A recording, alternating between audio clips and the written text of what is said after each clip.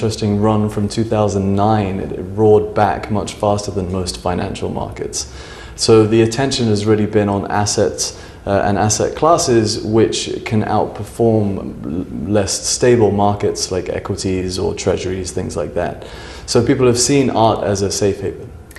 It's sort of like being in a stock picker's market though, right? You have to pick your winners and losers. What were some of the better value pieces of art? What held up and actually appreciated?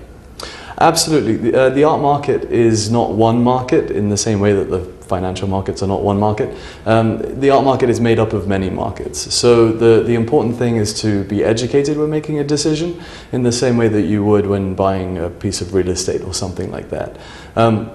The general trend for the past 5–10 years has really been more towards contemporary and away from impressionist, and to a certain degree, especially recently, away from the modern market, more towards the contemporary market. And why is that?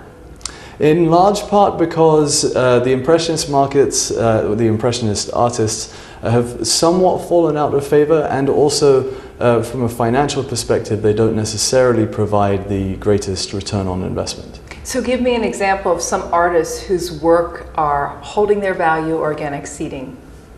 So if you were to look at somebody like Picasso, recently a work sold for $41 million at Sotheby's, I believe, maybe just over 41 million. But it was purchased for 28 million in 2000. So that gives you, what, 3.5%, somewhere around there, year on year, which is fine. It's a good investment over that period of time.